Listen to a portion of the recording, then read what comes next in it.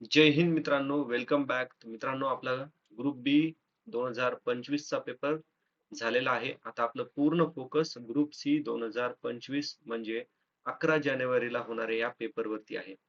आणि या पेपरसाठी अगदी महत्वाचं लेक्चर आज आपण सुरू करणार आहोत. या लेक्चर मध्ये आपण सिलेबस डिस्कस नाही करणार आणि कोणता अंदाज पण बांधायचा नाही आपल्याला. तर या लेक्चर मध्ये 2017 ते 2024 ग्रुप सी पीवायक्यू च्या आधारावरती एक्झामिनर चा माइंडसेट अंडरस्टँड करायचा प्रयत्न करणार आहोत. आज आपण तीन गोष्टी स्पष्टपणे पाहणार आहोत.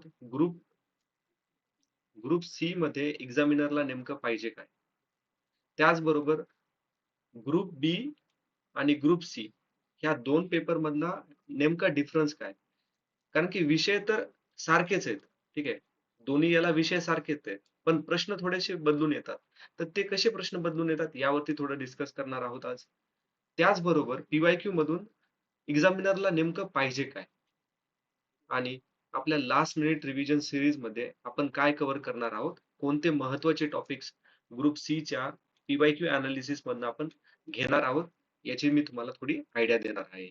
त्यामुळं हा लेक्चर संपूर्ण बघा. वाटलं तर तुम्ही ह्याच लेक्चरला 1.5 किंवा तुम्हाला ज्या स्पीडनं पाहायचं असेल त्या स्पीडनं पहा. पण हे लेक्चर पूर्ण पहा. ठीक आहे. तर सगळ्यात पहिल्यांदा समजून घेऊयात की एक्झामिनर प्रश्न कसे तयार करतो. ठीक आहे. मित्रांनो, सर्वात मोठा गैरसमज हाच आहे की पीवायक्यू म्हणजे ऍज इट इज प्रश्न आपल्याला परत येणार नाही. पीवायक्यू म्हणजे तो प्रश्न ऍज इट इज येणार नाही. पण तो प्रश्न एकतर डायरेक्टली नाही आला तर इनडायरेक्टली येणार. आता इनडायरेक्टली कसा येणार? आता एका वर्षी एखादा प्रश्न आहे. त्या प्रश्नाचं जे ऑप्शन होते, या ऑप्शनच्या आधारावरती प्रश्न आपल्याला नेक्स्ट इयर पाहायला मिळणार किंवा तोच टॉपिक थोडासा बदलून आपल्याला पाहायला मिळेल. म्हणजे काय? परीक्षक प्रश्न पुन्हा येत नाहीये. ठीक आहे. परीक्षक पुन्हा प्रश्न विचारत नाहीये. बघा, डायरेक्टली येणारे प्रश्न खूप रेअर असतात. ठीक आहे. म्हणजे 10 पैकी 2 ते 3 प्रश्न डायरेक्टली येतात. पण बाकीचे जे 7 प्रश्न असतात हे इनडायरेक्टली आपल्याला पीवायक्यू वरून येतात. म्हणजे परीक्षक प्रश्न पुन्हा देत नाही, पण तो विषय पण सोडत नाही. ठीक आहे.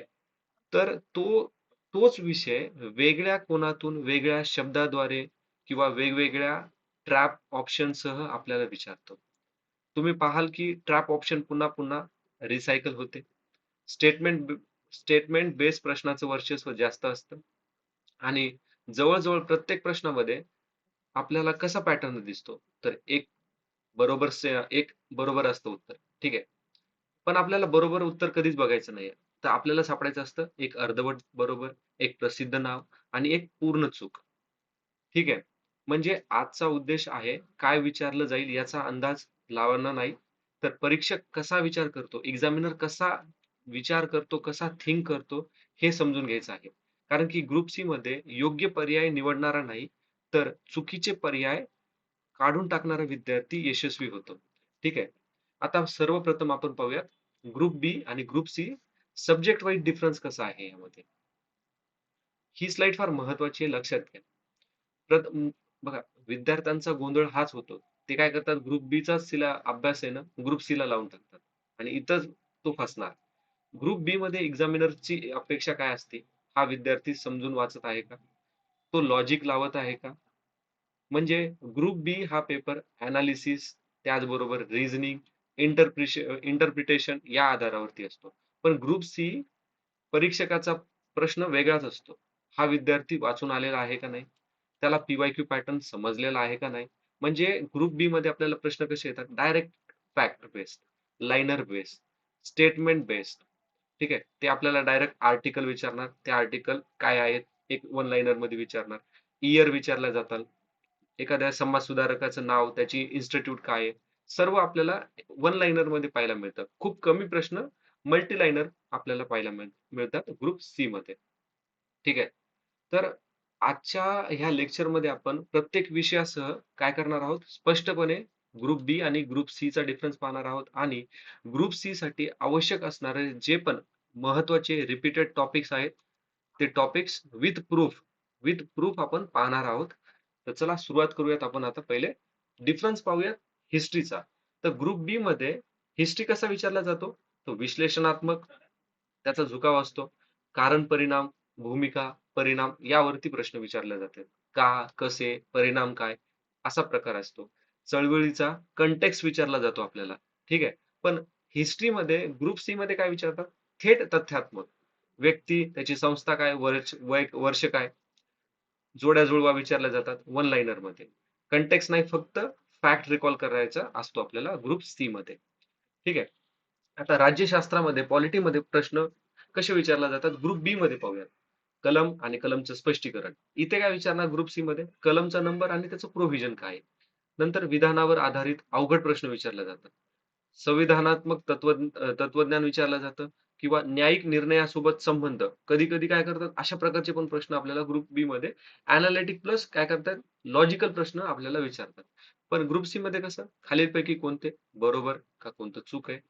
सरळ स्मृती आधारावरती म्हणजे मेमरी बेस्ड तुम्हाला प्रश्न पाहायला मिळतात ग्रुप सी मध्ये. आता जर तुम्ही लक्ष्मीकांत वापरत असाल तर तुम्हाला लाईन टू लाईन प्रश्न आहेत का नाही हे एक्झामिनर काय करतो चेक करतो. आता भूगोलामध्ये प्रश्न कसे? एक तर ग्रुप बी मध्ये कारणात्मक भूगोल, प्रक्रिया, फॉर्मेशन, इम्पॅक्ट काय आहे, असे प्रश्न पाहायला मिळतात. पुन्हा मॅप लॉजिक, रिझनिंग सारखे. जसं की आपल्याला बघा ग्रुप बी मध्ये प्रश्न विचारला होता. कसा विचारला होता त्यांनी? मोठमोठे सेंटेन्स दिलेले आहेत. रामेश्वर, पुन्हा नॉर्थ ते साऊथ मध्ये महाराष्ट्राच्या ज्या रांगा आहेत, माउंटेन रेंजेस आहेत, त्यांचा सिक्वेन्स. पण त्यांनी डायरेक्टली वन एकदम एक एक शब्द नाही दिलेला, त्यांनी मोठं सेंटेन्स बनवून आपल्याला एक्झामिनरनं विचारलेलं होतं. पण ग्रुप सी मध्ये तसं आहे का? नाही. तथ्यात्मक भूगोल, क्रम लावा, नाव ठिकाण, बस एवढंच. मॅप सेन्स नाही, डेटा रिकॉल फक्त. काय करायचंय? Data recall. आता अर्थशास्त्रामध्ये कसे प्रश्न विचारले जातात? एक तर ग्रुप बी मध्ये पॉलिसी आणि त्या पॉलिसीचं लॉजिक काय आहे. एखादी स्कीम असते गव्हर्नमेंटची, त्या गव्हर्नमेंटच्या स्कीमचा इम्पॅक्ट, त्याचबरोबर त्या स्कीम मध्ये कोण लाभार्थी आहेत, पुन्हा त्याचे वेगवेगळे काय करतात. मेनली तर स्कीम वरती मल्टीलाईनर प्रश्न आपल्याला ग्रुप बी मध्ये पाहायला मिळतात. इथे तसं नाही भेटणार. ग्रुप सी मध्ये तुम्हाला व्याख्या, समिती, वर्ष, आकडे थेट विचारले जाणार. स्कीम जरी आली तर ती स्कीम कोणत्या मिनिस्ट्रीच्या अंडर मध्ये आली किंवा त्या स्कीमचं एम काय आहे, उद्दिष्ट काय आहे, सेम असंच विचारलं जाणार, फक्त वन लाईनर मध्ये. इथं विचारलं जातात स्कीम वरती पण मल्टी लाईनर मध्ये. बजेट इंटरप्रिटेशन विचारलं जातं ग्रुप बी मध्ये. इथे आपल्याला स्टॅटिक इकॉनॉमिक डॉमिनन्स विचारलं जाणार. ठीक आहे. आता सायन्स मध्ये प्रश्न कसे विचारले जातात? ग्रुप बी मध्ये कन्सेप्ट प्लस ऍप्लिकेशन त्याचबरोबर रिझन बेस्ड एमसीक्यू विचारले जातात आपले. ग्रुप सी मध्ये तसं नाहीये. डायरेक्ट एनसीआरटी मधून किंवा स्टेट बोर्ड मधून लाईनर बेस्ड प्रश्न विचारले जातात. एक्झामिनर फक्त एनसीआरटी मध्ये तुमचा बेस पक्का आहे का नाही तो चेक करतो. ठीक आहे. त्याचबरोबर थेट प्रश्न विचारले जातात. कारण काय? हे क्वचित प्रश्न विचारले जातात. ठीक आहे. म्हणजे सांगायचा उद्देश एकच, मेमरी ड्रिव्हन, स्मृतीवरती आधारित प्रश्न तुम्हाला विचारले जाणार आहेत. ठीक आहे. आता करंट अफेअर मध्ये पुन्हा बघा, करंट प्लस स्टॅटिक लिंक आपल्याला ग्रुप बी मध्ये पाहायला मिळते. ते कोणता पण एखादा गोष्ट असेल तिथे महत्व काय, पुन्हा त्याची थीम वरती प्रश्न विचारला जातो. पण ग्रुप सी मध्ये काय? करंट फॅक्ट, एक बातमी एक गोष्ट, कोण, कुठे, कधी, कोणाची अपॉइंटमेंट झाली. आता बघा ग्रुप सी मधले जे पण पीवायक्यू होते ना 2017 पासूनचे, ते आपण पाहणारच आहोत. ठीक आहे. आता आपण सुरू करूयात. आता एक लक्षात ठेवा, ओव्हरऑल एक्झामिनरचा माइंडसेट कसा डिफरंट आहे ग्रुप बी साठी आणि ग्रुप सी साठी. ग्रुप बी मध्ये एक्झामिनर काय बघतो आपल्याकडनं? विद्यार्थी विचार करू शकतो का? कन्सेप्च्युअल फिल्टरिंग आहे का त्याला? तो फिल्टर करू शकतो का कन्सेप्ट मध्ये? ठीक आहे. त्याचबरोबर ग्रुप सी मध्ये एक्झामिनरला काय पाहिजे? विद्यार्थ्यानं हे वाचलंय का? आणि त्याच्या मेमरी फिल्टरेशन मध्ये बसलंय का? बस एवढंच बस. म्हणजे सांगायचं गेलं तर ग्रुप बी म्हणजे समज प्लस लॉजिक. ग्रुप सी मध्ये तुमची मेमरी प्लस पीवायक्यू रिपिटेशन. आता आपण पाहूयात हिस्ट्रीचे प्रश्न. आता हिस्ट्रीचे हे जे इम्पॉर्टंट टॉपिक्स आणि रिपिटेशन झाले ना 2017 ते 2024, हे पूर्ण ग्रुप सी च्या पेपर मधनं घेतलेले आहेत. आता प्रार्थना समाज, सत्यशोधक समाज 4 वेळेस प्रश्न विचारलेला आहे 2019, 21, 23, 24 मध्ये. आता मी सांगेल म्हणून डायरेक्टली विश्वास नका करू. वाटलं तर ग्रुप सी चा 2019 पेपर बघा. त्याच्यामध्ये हा वर प्रश्न खरेच आलेत का नाही तुम्ही क्रॉस चेक करू शकता. आता 1857चा उठावावरती कसा प्रश्न येणार ग्रुप सी मध्ये? नेते, मत, ब्रिटिश अधिकारी. 3 वेळेस प्रश्न विचारलेला आहे. कामगार चळवळी जशा की all India trade union Congress, mill hand association यावरती 3 वेळेस प्रश्न विचारलेले आहेत 2021, 23, 24 मध्ये. त्याचबरोबर घटनात्मक सुधारणा जसं की 1909, 1919, 1936 यावरती प्रश्न पाहायला मिळालेले आहेत. 2022, 2023 मध्ये 1909 आणि 1919 यावरती 2 होते. त्याचबरोबर मी लिहायचं विसरलोय 2017 मध्ये 1936 वरती आपल्याला 1935 वरती आपल्याला प्रश्न पाहायला मिळालेला आहे. ठीक आहे. आता इतिहासामध्ये प्रश्न कसे विचारले जातात? प्रश्नाचं नेचर काय आहे? ते तर पाहूयात ना. थेट तथ्यात्मक प्रश्न. संस्था आणि त्यांचे संस्थापक. खालीलपैकी कोणतं बरोबर आहे? मॅच द पेअर, जोड्या लावा. डायरेक्टली प्रश्न विचारला जाणार. ठीक आहे. आता एक्झामिनरचा माइंडसेट कसा असतो? तर स्मरणशक्ती तपासणं, विश्लेषण नाही बघायचं. प्रसिद्ध नाव आता हे ट्रॅप मध्ये आपण नेहमी फसतो. आपण म्हणतो ना, सर 50% पर्यंत आन्सर यायले माझं हो. पण बरोबर आन्सर लागेना. इथंच फसतोत ना, कारण की प्रसिद्ध नाव बघितलं की आपल्याला काय वाटतं बरोबर उत्तर आणि ते प्रसिद्ध नावातच आपण कन्फ्युजन होतो. हे 3 आणि 4 तर आपण एलिमिनेट करून टाकतो. हे प्रसिद्ध नाव हे म्हणजे सगळ्यात धोकादायक एक्झामिनरचा ट्रॅप. लक्षात ठेवा. कमी ओळखीची माहिती आपल्याला काय वाटतं, अरे ही माहिती खूप कमी आहे. हा हे तर उत्तर नसणार आहे. अरे तेच उत्तर असते. आता एखादं एक कॉमन पीवायक्यू स्ट्रक्चर पाहूयात. इथं काय दिलंय? विधान पहा. ए, बी, सी आणि योग्य पर्याय. ठीक आहे? हे ऑप्शन दिले. आता एक्झामिनरची ट्रिक काय? याच्या आधी पण मी सांगितलं तुम्हाला. काय करतो? आपल्याला एक बरोबर विधान दिलेलं असतं, जे की आपलं आन्सर आहे. पण मी तुम्हाला सांगतो मित्रांनो, बरोबर उत्तराच्या मागे नका लागू. चुकीचे प्रश्न, चुकीचे ऑप्शन आपल्याला काढायचे. चुकीचे ऑप्शन काढले की आन्सर आलं आपलं ऑटोमॅटिक. आता चुकीचे आन्सर कसे आहे आपण आयडेंटिफाय करणार. एक अर्धवट खरंय, एक प्रसिद्ध नाव आहे. एक प्रसिद्ध नाव आहे आणि तिथंच कन्फ्युजन आहे. तिथंच 50-50% मध्ये आपली गफलत होणार. एक पूर्ण चुकीचं असते. तुम्ही सर्वजण हे बघा, अर्धवट खरं आणि एक पूर्ण चुकीचं. हे तुम्ही 100% काढतात मला माहिती आहे. तेवढी गॅरंटी आहे तुमच्यावरती. पण तुम्ही इथंच कन्फ्युज होतात. एक बरोबर विधान आणि एक प्रसिद्ध नावामध्ये कन्फ्युजन. ठीक आहे. आता इलिमिनेशनचे रूल कसे आहेत? अतिशय सामान्य विधान काढायचं. फक्त महाराष्ट्राशी जोडलेले पर्याय पाहायचं. का म्हणून आपला एमपीएससीचा पेपर महाराष्ट्र ओरिएंटेड आहे. ठीक आहे. बाकी महाराष्ट्राच्या बाहेरच्या ज्या गोष्टी असतात ते आपल्याला सेकंडरी आहेत. महाराष्ट्र बेस्ड क्वेश्चन वरती एक्झामिनर जास्त फोकस करतो ग्रुप सी मध्ये. ठीक आहे. हा, ग्रुप ए जर असेल तर ती गोष्ट वेगळी आहे. मी तुमच्यासाठी आपला ग्रुप सी चा पेपर झाला ना, ग्रुप ए, ग्रुप बी आणि ग्रुप सी या तिन्ही पेपरला सायमल्टेनियसली कसं प्रिपरेशन करायचं, कोणत्या पेपरला एक्झामिनरची काय डिमांड असते यावरती पण लेक्चर बनवून, जर तुमची इच्छा असेल तर. ठीक आहे. जर तुम्हाला पाहिजे असेल तर मला कमेंट मध्ये सांगा. पण एक्झाम ग्रुप आपला ग्रुप सी चा झाल्यावरच आपण बघूया त्याच्यावरती. वर्ष आणि व्यक्ती याच्यामध्ये मिसमॅच आणि इलिमिनेट एक्झामिनर काय करतो आपल्याला हिंट म्हणून देतो. आता आपल्याकडनं काय कॉमन मिस्टेक होते? आपण प्रसिद्ध नावावरती विश्वास ठेवतो. संस्था चुकीच्या व्यक्तीशी जोडतो. वर्ष आपण दुर्लक्ष करतो. हं? आता रिपीटेड लॉजिक बघूयात. 2019 ला जो प्रश्न विचारलेला आहे संस्थावरती. 2023 मध्ये त्या संस्थेचे कार्य आहे. बघा पहिल्या स्लाइड मध्ये मी तुम्हाला सांगितलं होतं प्रार्थना समाज आणि मी म्हटलं पण होतं तुम्ही काय करा, तुम्ही तो पेपर ऑफिशियली ओपन करून बघा. त्याच्यावरती खरंच प्रार्थना समाजावरती प्रश्न आहे का? 2023 मध्ये तुम्ही परत तो प्रश्न बघा.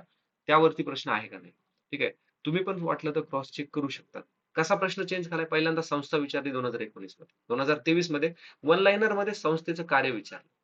ठीक आहे. मॅक्सिमम बघा ग्रुप सी काय करतो, दोन टू लाइनर प्रश्न पण देतो. हा, 2021 व्यक्ती त्याच व्यक्तीची 2024 मध्ये काय केली? चळवळ विचारली. त्याच्या चळवळीबद्दल विचारलं. आता परत रिपीटेडली लॉजिक बघा. संस्था, व्यक्ती, भूमिका आणि विधान याच्याच मध्ये एक्झामिनर खेळत राहतो.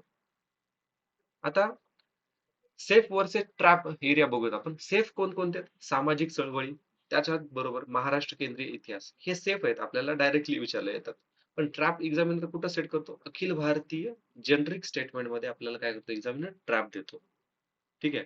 आता आपण बघूयात राज्यशास्त्राकडे, आपल्या इंडियन पॉलिटीकडे. तर एक्झामिनरचा कसा अप्रोच आहे? महत्वाचे टॉपिक्स बघूयात. तर बघा, राष्ट्रपती, राज्यपाल हे तर महत्वाचे टॉपिक आहेत. का महत्वाचे? 4 वेळेस विचारलेत ह्या 4 वर्षी. कलम 58, 61, 74, 163, 164. 163 आणि 164 एक्झामिनरचा फेवरेट आहे ग्रुप सी साठी. ओके.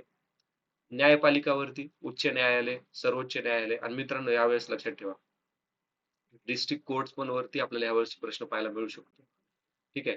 त्याच्यात कसं असतं न्यायपालिकेमध्ये उच्च न्यायालयाची नियुक्ती कोण करतं, निवृत्तीचं वय काय, अधिकार काय आहे, इलिजिबिलिटी क्रायटेरिया काय आहेत, असे प्रश्न आपल्याला पाहायला मिळतात.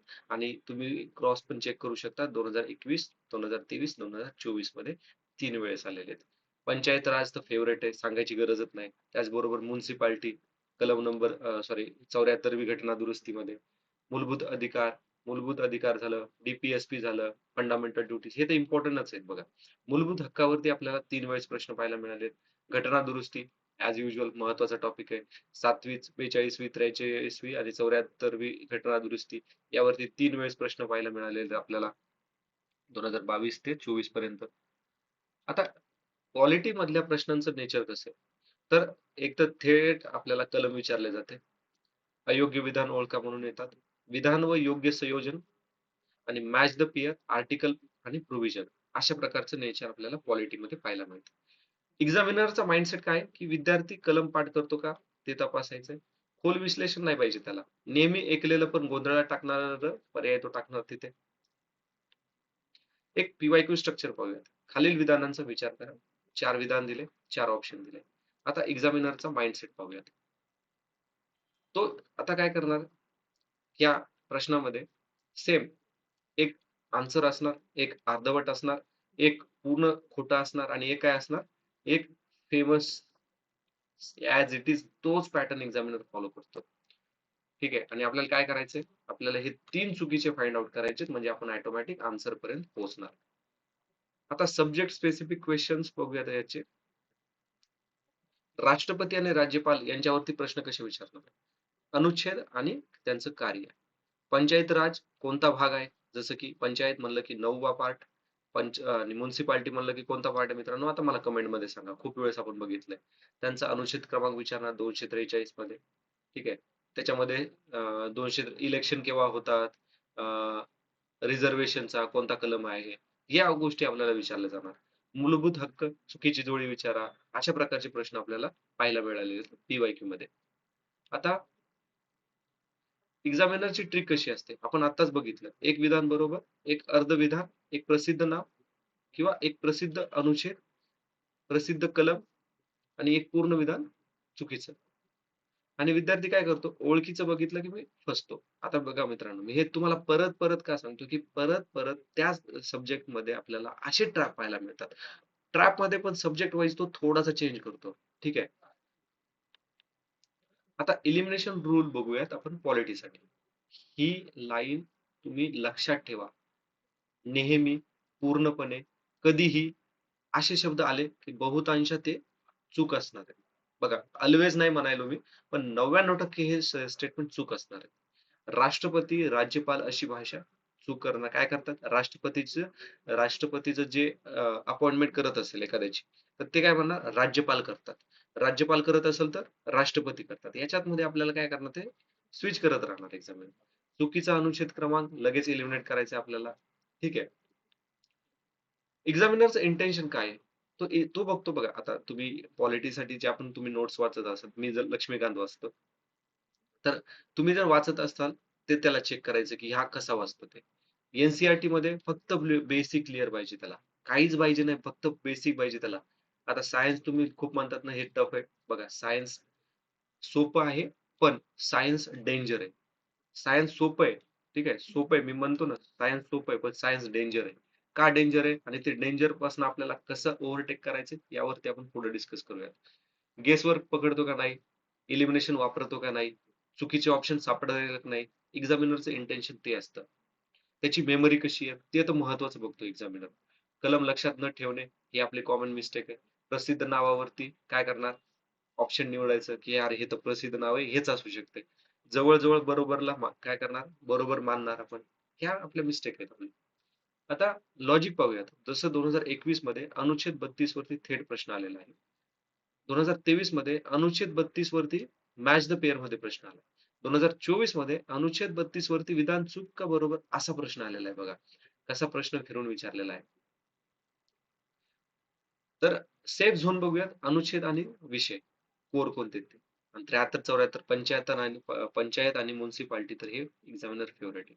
मूलभूत हक्क पण एक्झामिनर फेवरेट टॉपिक. ठीक आहे. आणि ट्रॅप कुठे असतो, तर राष्ट्रपती आणि राज्यपाल मध्ये काय करणार तो स्वीप, काय करणार तो स्विच करणार. राज्यपालाचं कार्य राष्ट्रपतीचं सांगणार, राष्ट्रपतीचं कार्य राज्यपालाला सांगणार. आर्टिकलचे जे नंबर असतात त्याच्यामध्ये स्वॅप करणार. राज्यपालाचा जो पण कलम क्रमांक आहे, तो कलम क्रमांक तो राष्ट्रपतीला सांगेल, किंवा राष्ट्रपतीचा राज्यपालाला सांगेल, किंवा बाकीचे कोणते पण असू शकतात. फेमस अमेंडमेंट काय करणार, पण चुकीचं वर्ष दाखवणार तिथे. फेमस अमेंडमेंट कोणते ते आपण पाहणार आहोत बघा आपल्या लास्ट मिनिट रिव्हिजन मध्ये.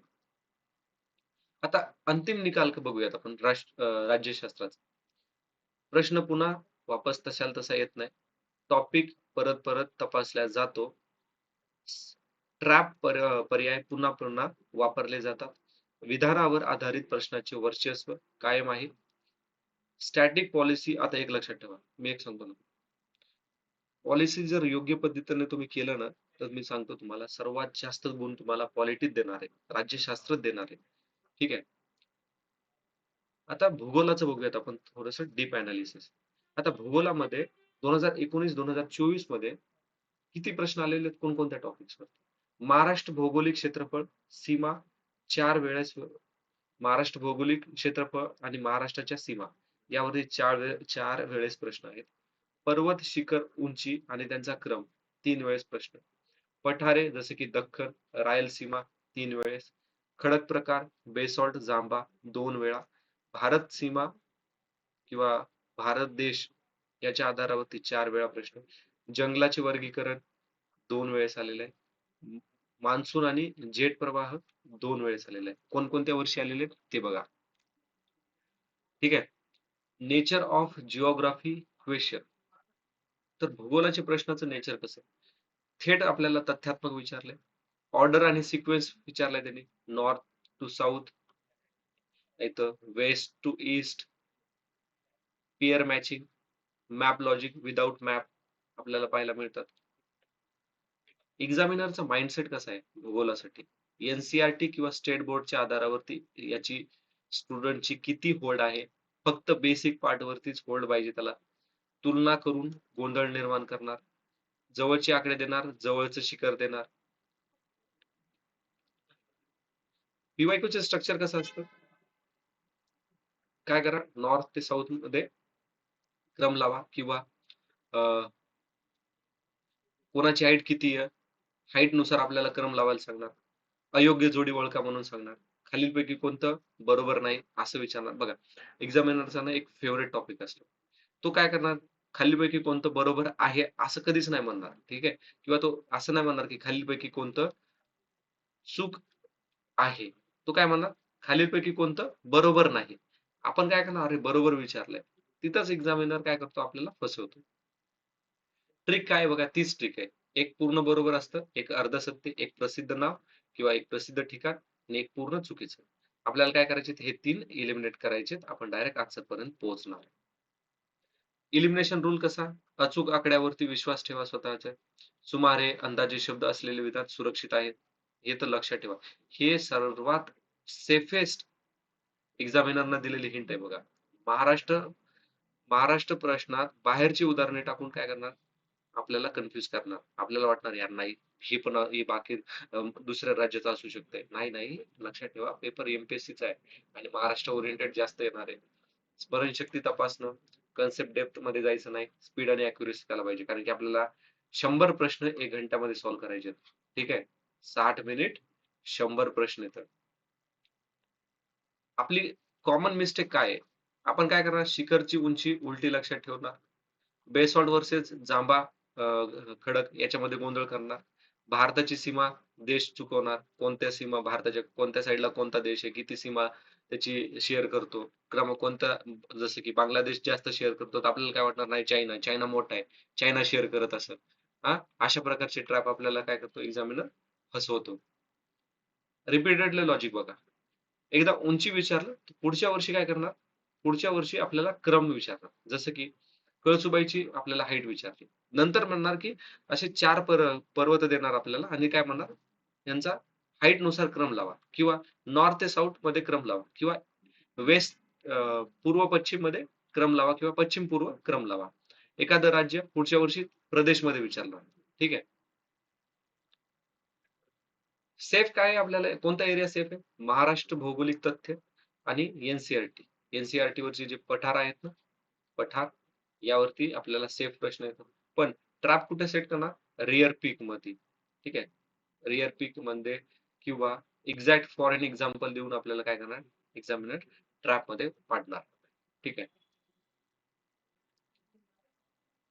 आता इकॉनॉमिक्सला पाहूयात आपण थोडस. ओके, अर्थशास्त्र. बघा, थेट प्रश्न कॉपी करणार नाही, खूप रिअरली ऍज इट इज प्रश्न पाहायला मिळतात. तेच विषय वारंवार विचारले जाणार ऍज इट इज, आपण आतापर्यंत डिस्कस केले. पर्यायामध्ये जुने पीवायक्यू ट्रॅप काय करणार, रिसायकल करणार. स्टेटमेंट बेस्ड प्रश्नाचे प्रमाण सर्वाधिक करणार. आकडे वर्षे, एक वर्ष जास्त, एक वर्ष कमी बदलून विचारले जाणार. ठीक आहे. नेचर कसं आहे एक्झाम इकॉनॉमिकच्या प्रश्नाचं? विधानावर आधारित प्रश्न, समित्या, योजना, वर्ष आधारित, फेवरेट आहे. व्याख्या कशा, उपयोग कसा, चुकीची जोडी ओळखा, स्थिर अर्थशास्त्रावर जास्त भर, अशा प्रकारचे प्रश्न आपल्याला इकॉनॉमिक्स मध्ये विचारले जातात. ठीक आहे. कॉमन पीवायक्यू स्ट्रक्चर कसे?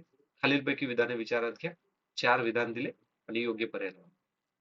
जवळपास बघा हाच ढाचा आपल्याला प्रत्येक प्रश्नामध्ये पाहायला मिळतो. ठीक आहे. आता अर्थशास्त्रामधले महत्वाचे आणि हायली रिपीटेड टॉपिक्स पाहूयात. दारिद्र्य व दारिद्र्य रेषा 2019, 22, 23, 24 चार वेळेस विचारले. आता याच्यामध्ये काय विचारणार आपल्याला स्पेशली? लखडवाला समिती, रंगराजन समिती, नियोजन आयोगाचे आकडे, ग्रामीण शहरी प्रतिदिन उत्पादनातील गोंधळ निर्माण करणारे ट्रॅप, मुद्दा आपल्याला एक्झामिनर देणार. ठीक आहे. त्याचबरोबर दुसरा महत्वाचा टॉपिक आहे राजकोषीय त्रुट, रेव्हेन्यू डेफिसिट, किंवा fiscal responsibility and budget management act. राजकोषीय जबाबदारी व अंदाजपत्रक व्यवस्थापक काय, या टॉपिक वरती 3 वर्ष झालं कंटिन्यू प्रश्न विचारले जातात.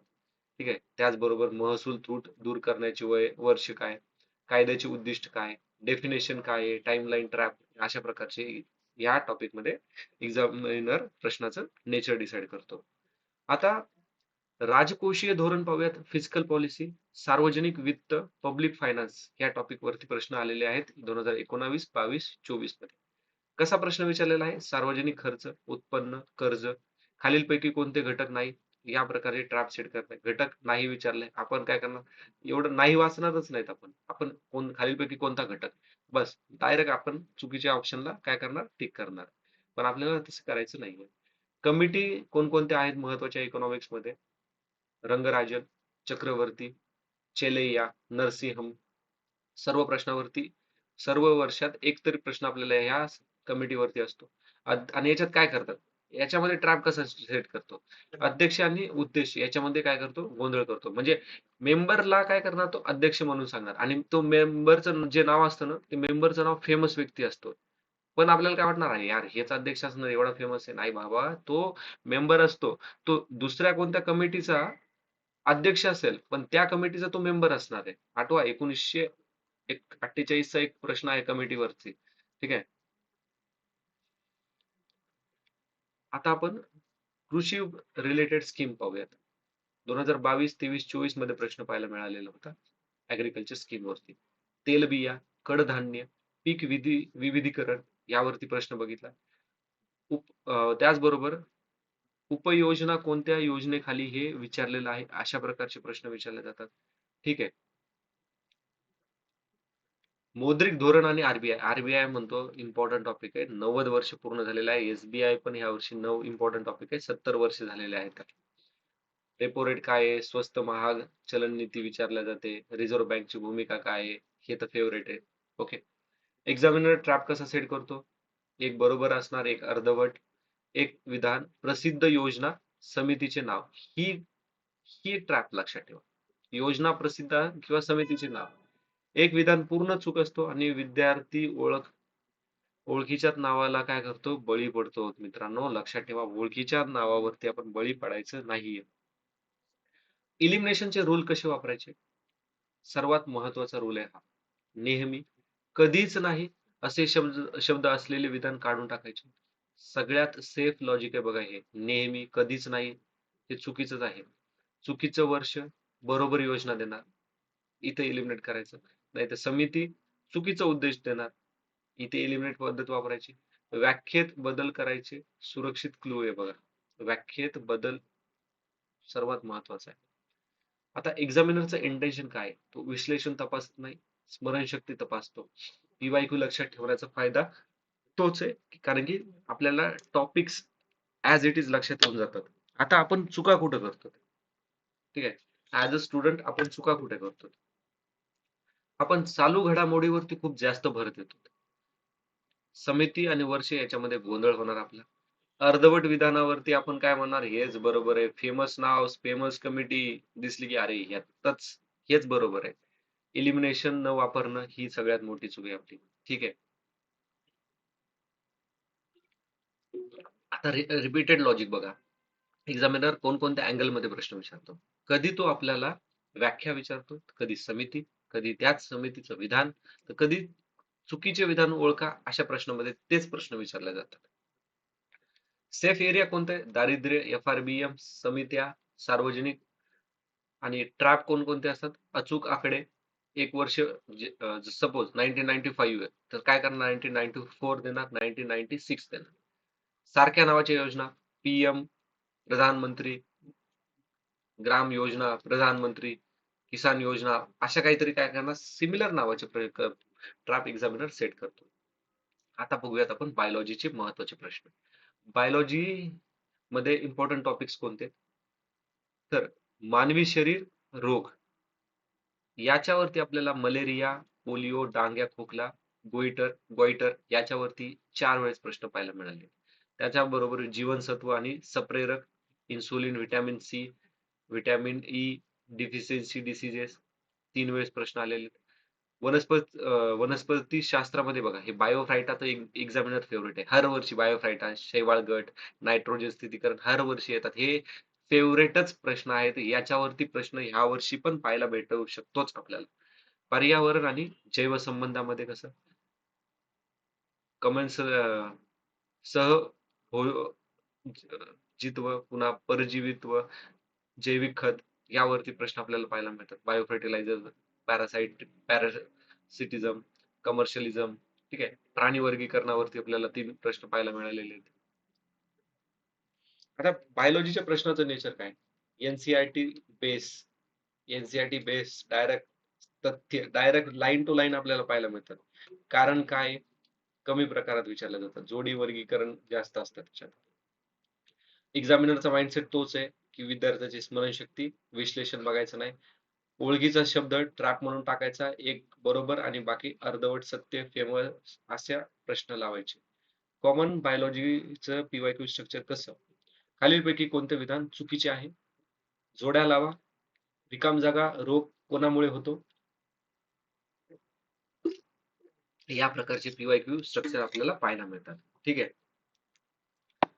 एक्झामिनरच्या ट्रिक कशा त्याच आहेत बघा. एक बरोबर, अर्धवट प्रसिद्ध शब्द किंवा पूर्ण चूक. इलिमिनेशन रूल कसे करणार? एनसीआरटीच्या बाहेर जर वाटलं किंवा स्टेट बोर्डाच्या बाहेर जर वाटलं तुम्हाला, तर लगेच एलिमिनेट करायचं. ऍब्सोल्यूट वर्ड, ऑलवेज, नेवर समजायचं ट्रॅप आहे. फेमस केमिकल यूज आलं की रॉंग आहे समजायचं, एलिमिनेट करून टाकायचं. बघा, हे फेमस वाला जो असतो ना, आपल्याला एक सांगू का, जो शब्द बायोलॉजीच्या पेपरमध्ये आपल्याला इझिली वाचता आला तर समजायचं ते चूक आहे. ठीक आहे. एक्झामिनर इंटेन्शन बायोलॉजी, तू एनसीआरटी वाचली आहे का? तुझी टेक्स्ट बुक मेमरी कशी आहे ते चेक करायचं आहे म्हणजे त्याला. आता बघा, एनसीआरटी त्याचबरोबर स्टेट बोर्ड पण, लिहायचं विसरलो, स्टेट बोर्ड. स्टुडंटची कॉमन मिस्टेक कुठे होते बायोलॉजी प्रश्नात? फेमस नाव पाहून ऑप्शन निवडलं, अर्धवट विधान ओळखून न समजू शकणं, बायोलॉजी कन्सेप्ट असा गैरसमज आहे. नाही, बायोलॉजी फक्त आपल्याला बेसिक पाडवायचे. लॉजिक कसं आहे आता बघा रिपीटेड. 2021 ला रोगाचं कारण विचारलं. 2023 मध्ये त्याच रोगाची लस विचारली. 2024 मध्ये त्याच रोगाची कमतरता विचारली आपल्याला. ठीक आहे. सोपं कोणकोणतं असतं? एखादा रोग आणि ते होण्याचं कारण, व्हिटॅमिनची कोणत्या व्हिटॅमिनमुळे कोणती डिफिशियन्सी, क्लासिफिकेशन. पण ट्रॅप कुठं सेट करतो? Famous chemicals, rear terms, non NCERT examples, याच्यामध्ये ट्रॅप. एक फायनल नोट बघूयात आपल्याला एक्झामिनर काय सांगतोय. ग्रुप सी मध्ये text book plus PYQ memory, pattern बदलत नाही, अँगल बदलतो. बायोलॉजी हाय स्कोरिंग आहे, मी सांगतो तुम्हाला बायोलॉजी हाय स्कोरिंग आहे, पण बायोलॉजी डेंजर पण तेवढंच आहे. ठीक आहे. आता फिजिक्सचे महत्वाचे टॉपिक्स पाहूयात. ध्वनी, घर्षण, प्रकाशीय उपकरणे, आय, डिफेक्ट्स, पुन्हा पॉवर, जूल लॉ, उष्णता व विशिष्ट उष्णता, मापक एकके, सीजीएस युनिट्स काय आहेत, पुन्हा डायोड्स आणि बेसिक काय आहेत, यावरती प्रश्न आहेत. आता हे प्रश्न बघा, इयर वाईज मी सांगितले. ध्वनी 5 वेळेस आलेला ध्वनीवरती, ध्वनी या टॉपिक वरती. हम्म? घर्षणावरती 3 वेळेस, विशिष्ट उष्णतावरती 3 वेळेस, विद्युत शक्तीवरती 3 वेळेस. नेचर कसं असतं फिजिक्सच्या प्रश्नाचं? पूर्णपणे एनसीईआरटी लाईन बेस्ड, सूत्र न विचारता रिझल्ट विचारला जातो. न्यूमेरिकल्स टाळले जाणार, वन लाईनर फॅक्च्युअल विचारले जाणार. एक्झामिनरचा माइंडसेट कसा आहे? विद्यार्थी बेसिक आठवतो का हे तपासणार. त्याचबरोबर फॉर्म्युला वापरण्याची गरज नाहीये. स्पीड पाहिजे आपल्याला, थिंकिंग नकोय. कॉमन पीवायक्यू स्ट्रक्चर कसे? योग्य क्रम कोणता? खालीलपैकी बरोबर विधान निवडा. प्रत्येक 1 डिग्री सेल्सिअस न काय करणार तर वाढवीत जाणार. इथंच आपल्याला सेट होणार. जसं की आपल्याला वाटणार 27 डिग्री आहे, ऑप्शन मध्ये 26 डिग्री, 24 डिग्री, 28 डिग्री. इथेच काय करणार? प्रॉब्लेमॅटिक करून टाकणार. ट्रिक्स काय आहे आपली? ट्रिक तीच आहे एक्झामिनरची. बरोबर एक अर्धवट, एक फेमस पण इरिलेव्हंट टर्म, एक पूर्ण चुकीचे विधान. ठीक आहे. आपल्याला हे 3 काढायचे, डायरेक्ट आन्सर पर्यंत पोहोचणार. इलिमिनेशन रूल बघूयात आपण फिजिक्स मध्ये. एनसीईआरटी बाहेरचा शब्द आला, ताबडतोब काढून टाका. अतिशय टेक्निकल शब्द असला तर समजायचं ते ट्रॅप आहे. मी त्यामुळेच म्हणतो ना, जो शब्द सायन्स मध्ये आपल्याला वाचता नाही आला, म्हणजे ऑब्व्हियसली खूप सारे शब्द वाचता येत नाहीत, ती पण एक खरी गोष्ट आहे. ओके. त्यातनं त्या आता एक ना अतिशय टेक्निकल शब्द ट्रॅप. आता एक शब्द एक शब्द बघा, एक्झामिनर ना एक एवढं मोठं नाव देतो.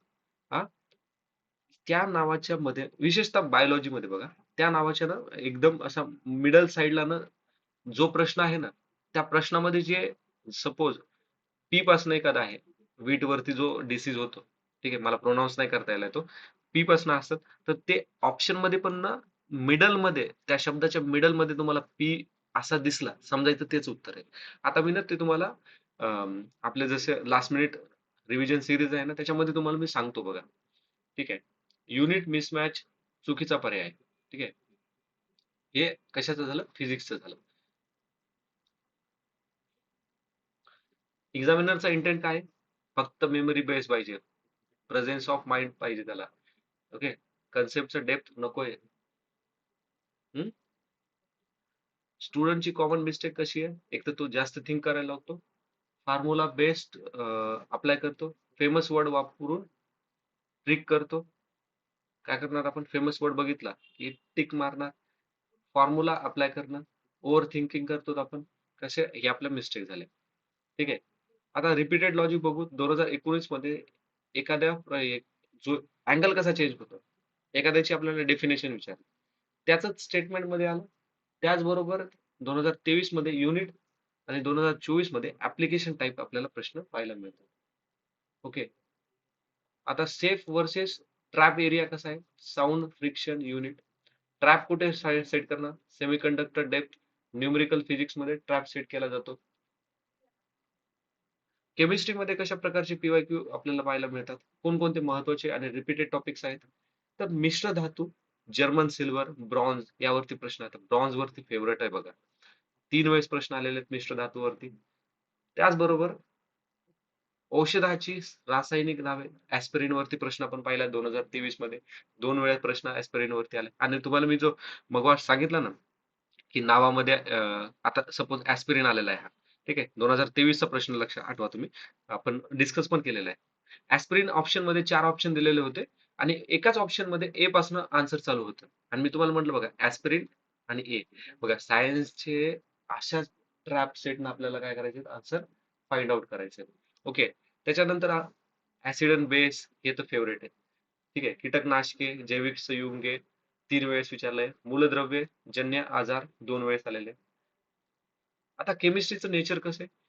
थेट वन लाईनर, जोडी योग्य किंवा अयोग्य, नाव, उपयोग किंवा घटक असे विचारले जातात. एक्झामिनरचा माइंडसेट कसा आहे? एनसीईआरटी बाहेर जाणार नाही, संकल्पना नाही, आठवण तपासतो तो, प्रसिद्ध शब्द वापरून ट्रॅप सेट करायला आहे. कॉमन केमिस्ट्री पीवायक्यू स्ट्रक्चर कसं आहे? खालीलपैकी कोणते बरोबर आहे? खालीलपैकी योग्य जोडी निवडा, रासायनिक नाव ओळखा. रासायनिक नाव ओळखा तर मी तुम्हाला सांगतो मित्रांनो, त्यामध्ये पण तीच ट्रिक वापरा. शब्द जसा असल ऑप्शन मध्ये पण तेच शब्द फाइंड आउट करायला ट्राय करा. आणि तुम्हाला ना डायरेक्टली सुरुवातीला जर तो शब्द रासायनिक नाव विचारलंय आणि तो जर सुरुवातीला जर पाहायला मिळाला नाही तर समजा मध्ये काहीतरी असणार आहे तेच शब्द. मी ना तुम्हाला सायन्सचे आपलं लास्ट मिनिट रिव्हिजन मध्ये ना याला अजून डेप्थ मध्ये सांगतो. ठीक आहे. एक्झामिनर ट्रिक कसा वापरणार आहे तेच आहेत बघा. एक पूर्ण बरोबर, अर्ध सत्य आणि चुकीचं पर्याय. आता बघा माझं सांगण्याचं मोठं काम, आता मी हे खूप तुम्हाला 7 ते 8 वेळेस रिपीट सांगितलंय. तुम्ही पण म्हणत असता यार हे सर एकच गोष्ट रिपीट रिपीट का सांगायला? कामून सांगायलो कारण की हे जे रिपीट सांगतोय ना ते फार महत्वाचं आहे. हे जर समजलं ना तुम्हाला तुम्हाला खूप जास्त मदत होऊन जाईल बघा. इलिमिनेशन रूल कसा वापरायचा एनसीईआरटी मध्ये? एनसीईआरटी शब्द नसलेला पर्याय काढून टाकणार. जास्त टेक्निकल आला की ट्रॅप आहे. 2 पर्याय खूपच सारखे असतील तर दोन्ही चुकीचे, लक्षात घ्या. एक्झामिनरचं इंटेन्शन कसं आहे? कमी वेळेत उत्तर द्यायचं, स्मरणशक्ती तपासणार आणि गोंधळ निर्माण करणार. आपली मिस्टेक काय होते? फेमस नाव बघितलं, टिक मारली, अर्धवट माहितीवरती विश्वास ठेवला आणि इयर आणि कंपोनंट वरती गोंधळ निर्माण होऊन जातो आपल्याला. रिपीटेड लॉजिक कसं आहे? एकदा मिश्र धातूवरती पुढच्या वर्षी मिश्र घटक वरती येणार. एकदा औषध तर पुढच्या वर्षी रासायनिक नाव. हे तर लक्षातच ठेवा तुम्ही. सेफ एरिया आणि ट्रॅप एरिया बघूयात. अलोय वगैरे केमिकल नेम एनसीईआरटी टेबल तर सेफ आहे, समजायचं सोपं आहे. पण ट्रॅप कसे असतात? Reaction, mechanics, numerical chemicals, advance organic names असं आलं तर ट्रॅप सेट आहे. ठीक आहे. आता आपण बघूयात आपल्या चालू घडामोडीमध्ये कसा ट्रेंड होता 2017 पासून 2024 पर्यंत. राष्ट्रीय आंतरराष्ट्रीय पुरस्कारावरती जसं की पद्म पुरस्कार, नोबेल, ज्ञानपीठ यावरती 4 वेळेस प्रश्न आले. क्रीडावरती प्रश्न आलेले आहेत. ऑलिम्पिक, ग्रँड स्लॅम, क्रीडा पुरस्कार. ठीक आहे. 3 वेळेस. राष्ट्रीय दिन, आंतरराष्ट्रीय दिन याच्यावरती प्रश्न आलेला होता. इव्हन 2024 मध्ये प्रश्न काय आला होता? 25 जानेवारी काय म्हणून साजरा करतो? आता मला कमेंट मध्ये पण सांगा तुम्ही तो. अहवाल व निर्देशांक कसा आहे? रोजगार, शिक्षण, आरोग्य अहवाल याच्यावरती प्रश्न आहे. शिखर परिषद कोणकोणते अजून आंतरराष्ट्रीय समिट आहेत? ब्रिक्स समिट तर फेवरेट आहे बघा. हम्म? किती वेळेस आलाय? 3 वेळेस. पुन्हा लॉकडाऊन काळातील ऍप कोणते आहेत? केंद्र राज्य योजना अहवाल कोण प्रकाशित केलेला आहे यावरती कंटिन्युअसली 2019 ते 2024 पर्यंत प्रश्न विचारलेले होते. नेचर कसं असतं? वन लाईनर, नाव, वर्ष आणि ठिकाण, कोण, कुठे, कधी, जोड्या, एक विधान, जोड्या लावा किंवा एक विधान असे प्रश्न आपल्याला पाहायला मिळतात. एक्झामिनरचा माइंडसेट काय? स्मरणशक्ती तपासायची, वर्तमानातील स्थिर भाग निवडणे, प्रसिद्ध बातमीकडील एक तथ्य घ्यायचं आणि वन लाईनर बनवून टाकायचं. कॉमन आपण कॉमन नेचर कसं असतं? एक प्रश्न, एक बातमी, एक तथ्य. पर्यायामध्ये ओळखीचं नाव बस. पीवायक्यू स्ट्रक्चर कसा? 4 पर्याय, एक बरोबर, एक अर्धसत्य, एक प्रसिद्ध पण चुकीचं नाव, एक पूर्ण चुकीचं नाव. एक्झामिनरची ट्रिक कशी असणार? एक अचूक, एक अर्धवट बरोबर आणि एक प्रसिद्ध नाव. हेच ट्रॅप आहे त्याचे. एलिमिनेशन कसं करणार? वर्ष चुकले, पर्याय बाद. चुकीचे क्षेत्र किंवा संस्था, पर्याय बाद करायचा. पहिला, सलग, सर्वाधिक शब्द तपासायचे आपल्याला. हे ट्रॅप वर्ड येतं. पहिला, सलग, सर्वाधिक. ठीक आहे. एक्झामिनरचा इंटेंट काय आहे? तयार विद्यार्थी वेगळा करणे आणि करंट प्लस स्टॅटिक लिंक तपासणे. आपले कॉमन मिस्टेक काय काय होते? हेडलाईन लक्षात ठेवतो आपण. वर्ष आणि ठिकाण झालं की गोंधळ होतो. प्रसिद्ध नावाला आपण डायरेक्ट डायरेक्ट न विचार करता आपण काय करतो, गोळा मारतो आणि पुढे जातो. रिपीटेड लॉजिक कसे, एकच विषय वेगळा कोण कसा, एकदा वर्ष विचारणार, एकदा त्या संस्था विचारणार, एकदा त्याचं हेडक्वार्टर विचारणार, एकदा त्याचं ठिकाण विचारणार. ठीक आहे. पुरस्कारांचे क्षेत्र, दिनांक, अहवाल व संस्था हे सेफ झोन मधले. पण ट्रॅप कुठं सेट करतो, अचूक आकडे, अतितांत्रिक माहिती, याच्यामध्ये ट्रॅप असतो. तर ती फायनल टेकअवे काय असणार ग्रुप सी साठी चालू घडामोडीचा, पीवायक्यू रिपिटेशनची थीम लक्षात घ्यायची, वन लाइनर इनफ आहे, मेमरी आणि इलिमिनेशन म्हणजेच सक्सेस. ठीक आहे. आता आपली पुढची प्लॅनिंग काय आहे, तर मित्रांनो 7 जानेवारीला हिस्ट्री आणि इंडियन पॉलिटिक्सचं लास्ट मिनिट रिव्हिजन सिरीज आपण सुरू करणार आहोत. 8 जानेवारीला geography plus geography, economics, science, biology, physics, chemistry याला कव्हर करणार आहोत. आणि 9 जानेवारी करंट अफेअर आपण काय करणार आहोत, आपण कव्हर करणार आहोत. तर ठीक आहे मित्रांनो, आपण थांबूया तिथे. जर तुम्हाला काही डाऊट असणार आहेत किंवा तुम्हाला काही अजून सजेशन द्यायचे असेल मला, ठीक आहे, फीडबॅक द्यायचा असेल, तर तुम्ही मला कमेंट बॉक्समध्ये मेन्शन करू शकतात किंवा टेलिग्राम चॅनलवरती पण तुम्ही मला विचारू शकतात. किंवा तुम्हाला काही बघा, आता एक्झाम आहे, प्रेशर वगैरे येत असेल, टेन्शन येत असेल, तर मला तुम्ही डीएम पण करू शकतात. Okay. Okay, thanks for watching. See you in next lecture. जय हिंद, टेक केअर.